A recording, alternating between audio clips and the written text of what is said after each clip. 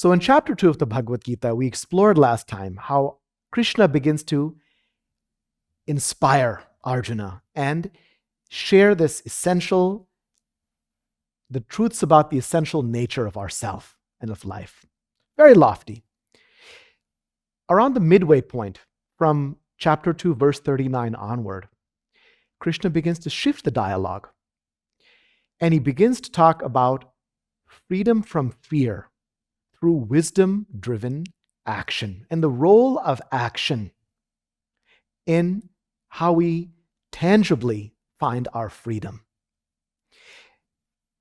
The wisdom before this, he encapsulates, or he calls an encapsulation of Sankhya philosophy, which is a very ancient school of Indian philosophy that tries to explore the essential nature of reality and our freedom through knowledge. Self-knowledge is a very important theme and message in the Bhagavad Gita and in many, many other sacred texts of the yoga tradition. But what makes the Bhagavad Gita so extraordinary, and perhaps what many of us are so familiar with or inspired by about the Bhagavad Gita, is how it fuses philosophy and action. And this theme begins right here. There's a beautiful phrase which is used that I'll read to you in chapter 2, verse 39. Buddhi yukta, yoked in our discernment, guided by a power of our discernment. So he says that all of what I've just described to you, this discernment, is the philosophy of Sankhya. Now, hear about this in the practice of yoga. Be absorbed in yoga with discernment. The phrase that's translated is buddhi yukta. O Arjuna, by which you shall throw off the bondage of action.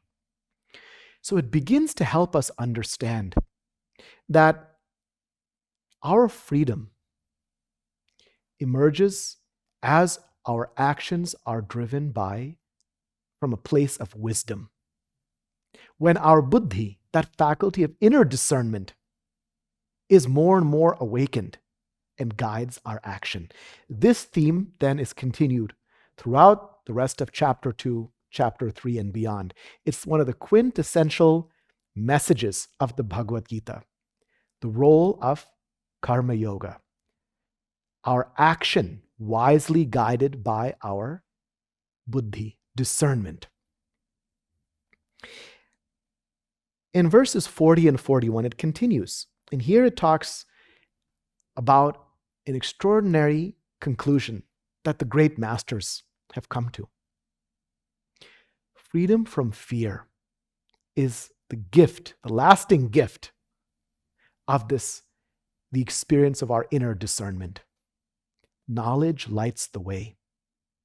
And when we act in light of that knowledge, that profound understanding of who we are, where we come from, the deeper aspect of our mind, which knows everything about ourself and about the nature of our inner reality, which always guides us and walks with us. When we walk in the light of that discernment, buddhi yukta, yoked by our buddhi, we are free from fear. Profound gift. So, verse 40 says, here, in this practice of yoga, when we live life in light of our buddhi, there is no loss of effort. Nothing is lost, nor possibility of failure. Even a little of this dharma delivers one from great danger. We find our dharma when we act from a place of purpose, when our actions are guided by inner wisdom. And even small expression of this wisdom-driven action delivers us from great danger. We meaningfully find ourselves free from fear. Not just intellectually, we're not thinking our way out of it. Experientially, we know we are free from fear. This is a great realization, great gift. And it's the opening point to this exploration of the nature of karma yoga, skillful action, purposeful action. But remember the word that initiated all of this: buddhi yukta, when our actions are guided by our deeper discernment.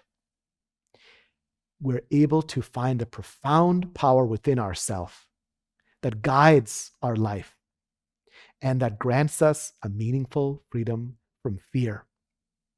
And we can begin to bask in the light of greater self-understanding, a greater understanding of life.